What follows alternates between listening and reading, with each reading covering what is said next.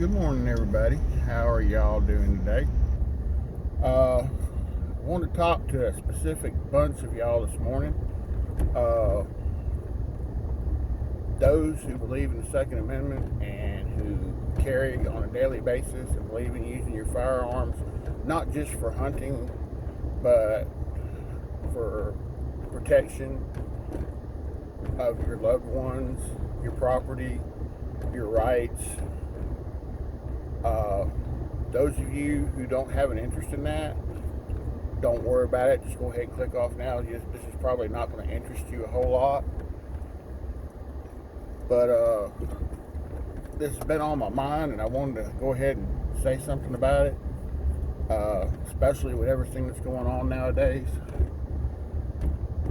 A lot of people are going out and buying firearms, have no earthly idea how to use them.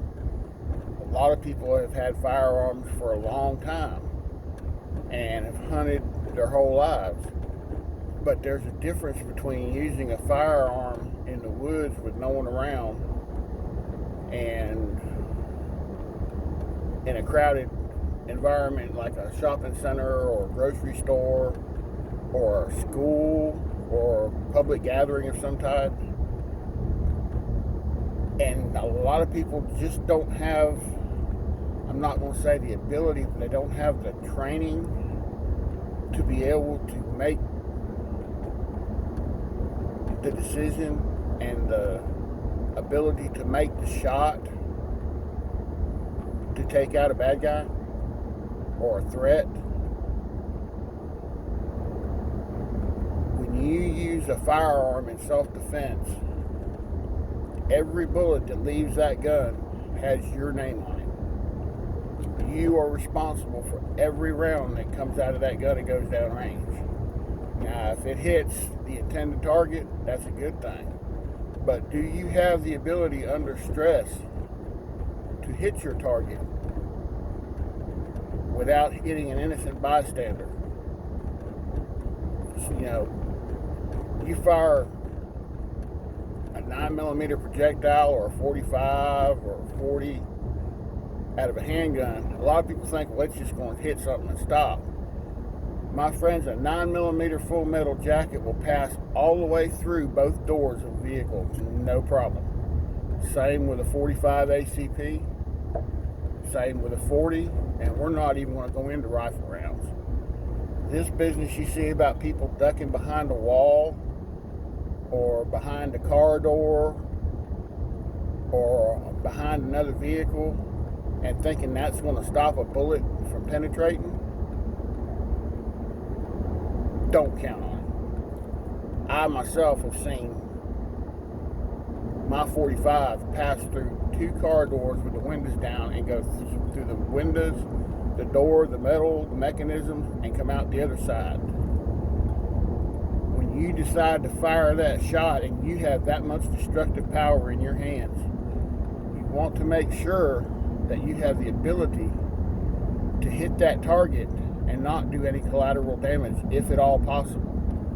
I know sometimes things happen, and I understand that, but I think you want to do everything within your power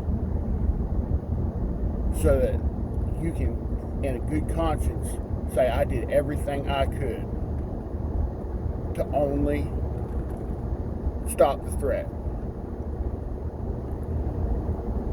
I see people just at gun stores. Let's start off with this.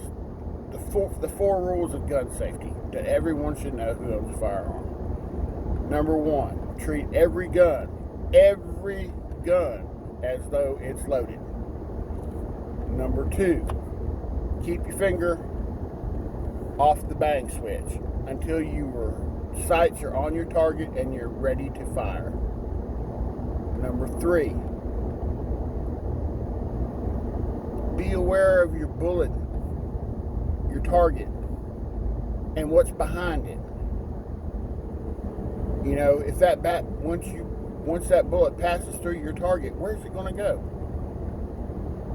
Is there anything behind there that it can hurt? You know, you're out in the pasture or something. Yeah, you set up a target on a pine tree and you fire a shot. Well, that bullet's going to go a mile or two. Does a farmer have cows on the backside of that pasture? Is there a house around that may have kids playing in the backyard? You know, you really got to think about stuff like that. And I don't know, you know, I see these people going to the gun stores and the counter commando hands them the gun from, you know, behind the counter, and they pick it up and look at you, and the first thing they do is either sweep him with the muzzle, sweep you with the muzzle, or someone else standing out there. They rack the slide and click, pull the trigger. Did they check to make sure that firearm was empty? No. I'm not saying that they're going to keep them loaded in the store, but it's not proper gun etiquette. I mean, accidents happen. That's why they call them accidents. And I used to be the same way. You just, you know, you got to be aware of your surroundings.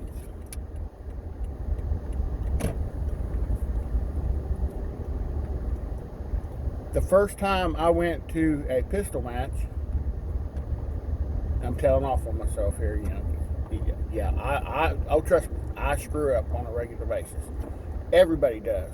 But one of the good things is we're supposed to keep an eye on each other, inform each other, and when someone corrects you, don't take it like a dick.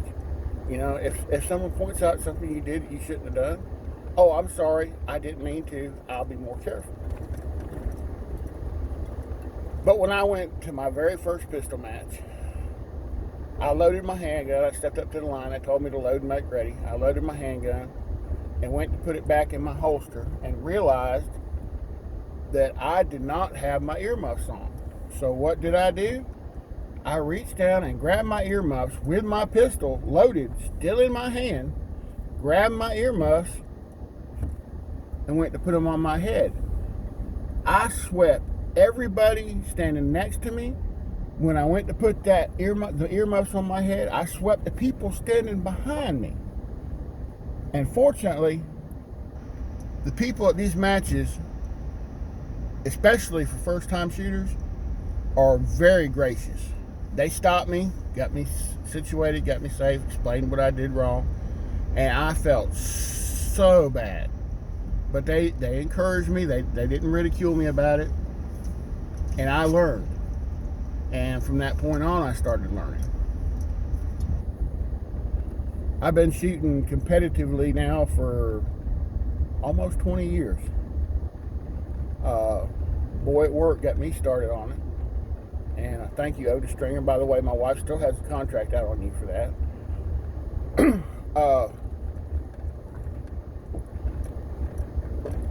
And I started going to these matches, and I started to do things that I didn't think I'd ever be able to do. And that's what I want to talk to you about. Especially if you're new to firearms and you're one of these people, what with the coronavirus going on and everything, and you've just gone out and bought a firearm for self-defense. You know, a lot of people have done that just for self-defense to protect themselves because they're terrified of what's going on in the news. I know I'm rambling. Bear with me. They have no idea how to use this thing safely and effectively.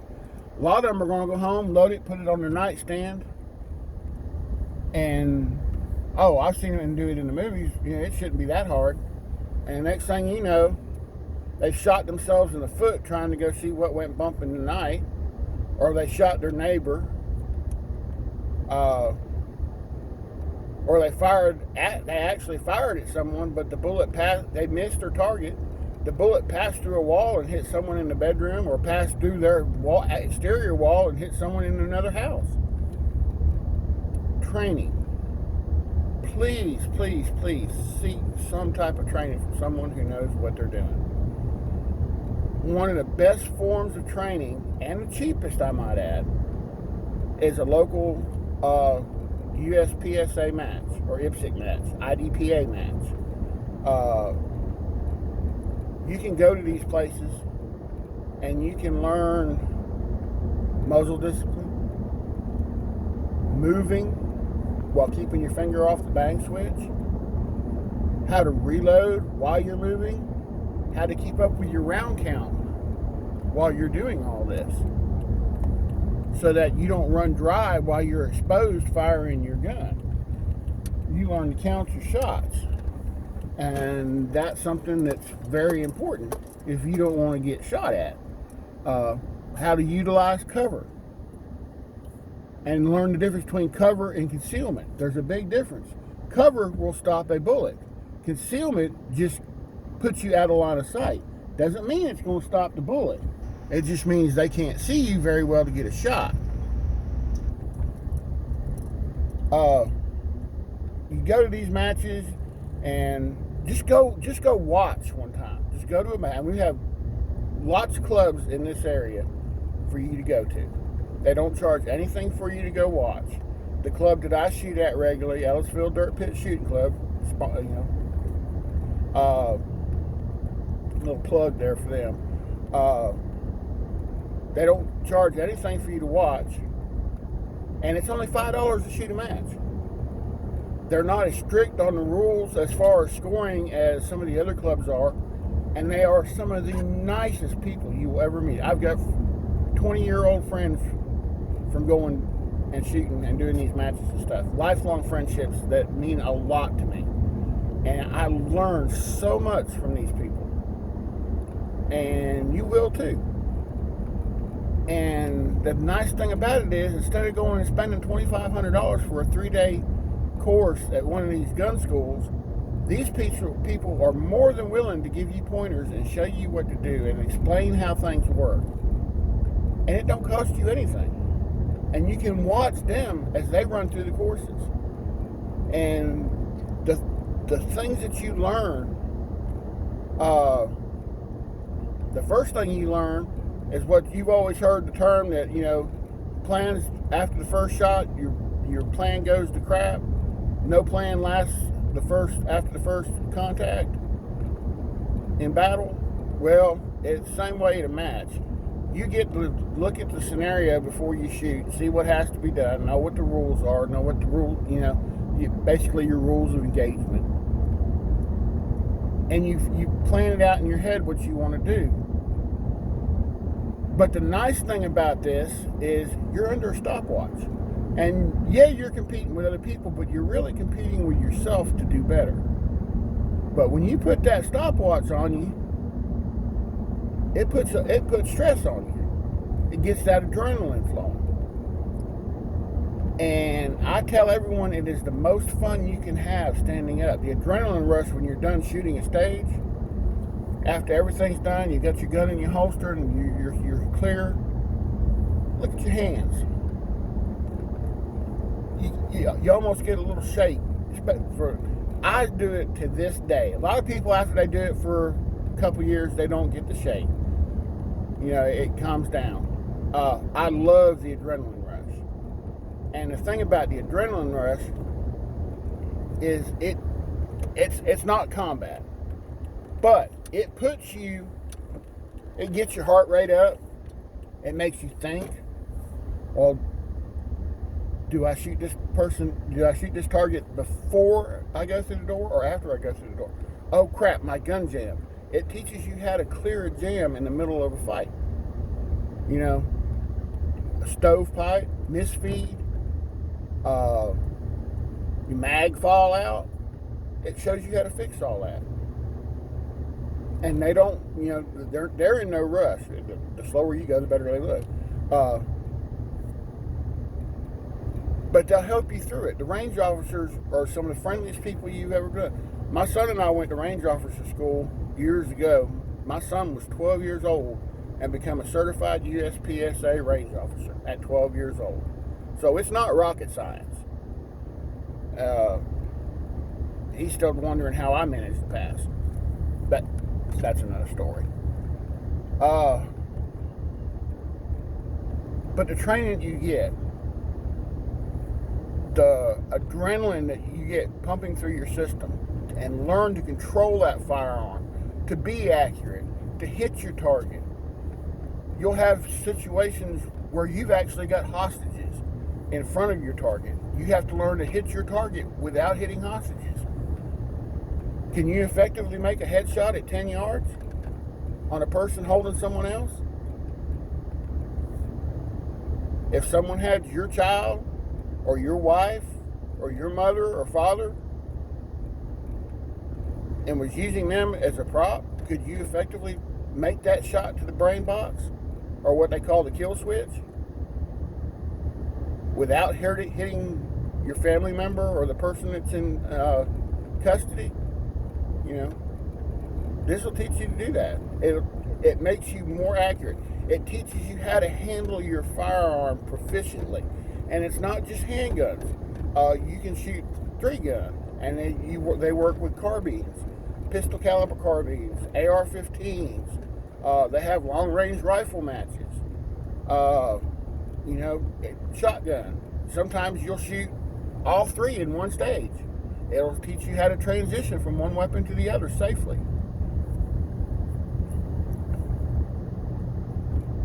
If I had to go into an armed conflict with a group of people, I would a hell of a lot rather go into that conflict with the people that I shoot with on a regular basis than someone that just picked up a gun at the gun store and never fired it but a couple of times, or just goes out and does a little hunting on the weekend or something. Because I know they can make that shot to cover me.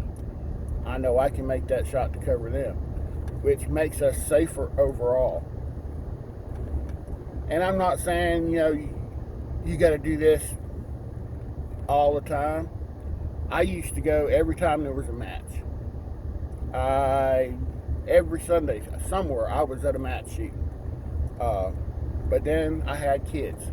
Now, granted, my son, he grew up and he shot with me, and then I'm spending twice as much on guns and ammunition going to these matches. Then I had grandbabies, and I haven't been going as much as I used to.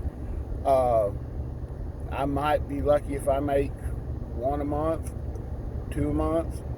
I mean, 1 a month or once every 2 months. Right now I'm on a long street. I haven't been in 3 months. But I do practice at home. I got a little small range set up behind, and I do out about once every 2-3 weeks, and I'll burn through 100 rounds of ammo, whether it be with my carbine or with my handgun. I don't do a lot of work with the shotgun because I don't intend on using a shotgun. Basically, you just treat your shotgun the same way you would a rifle. You just don't have the distance. But there are some things that are different when entering a fight with a shotgun, and you'll learn that at these matches. And I'm not saying you have to go like me for 20 years, but go and get proficient with your firearm. Learn how to use it. Learn how to employ it in a fight.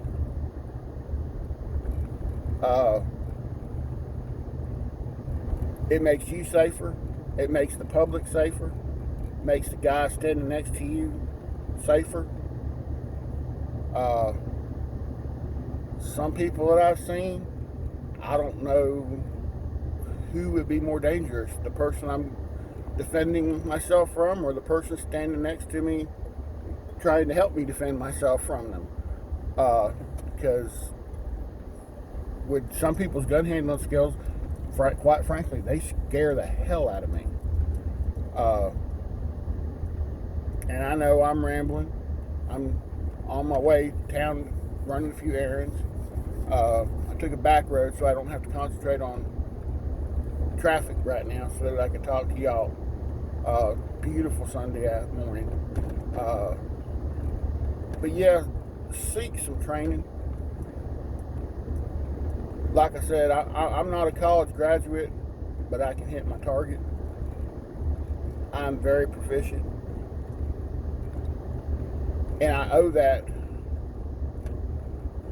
to going to, well, actually I owe it to these people at these matches that I go to, because they pass on their knowledge, and some of the people that I started with are no longer with us, bless their heart.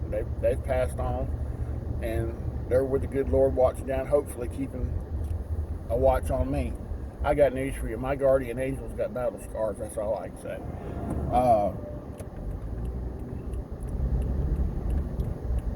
But yeah, go talk to these people. Go watch. I mean, don't.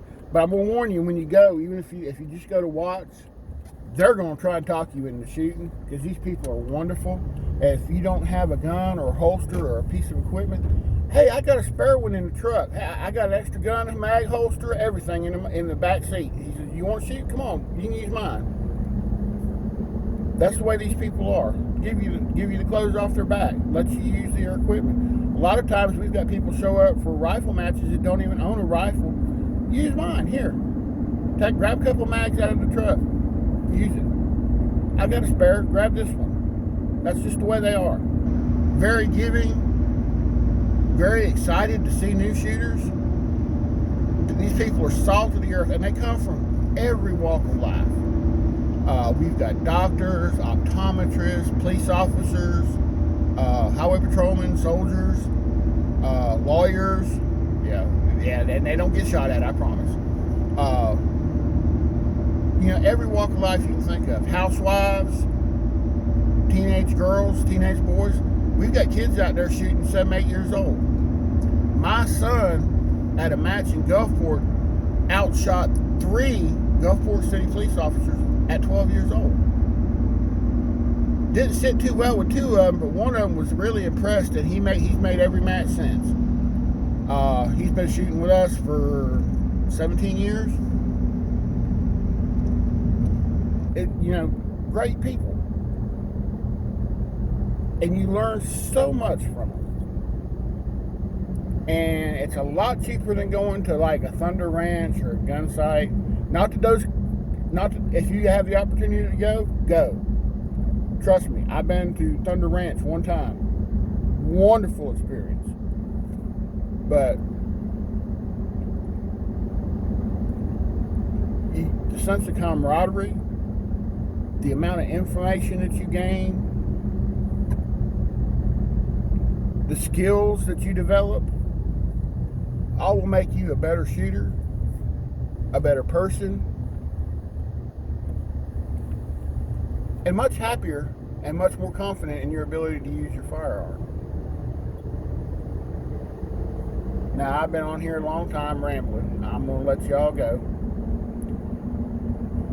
But please, even if you don't go to a match, get with someone who knows a little something and knows what they're doing.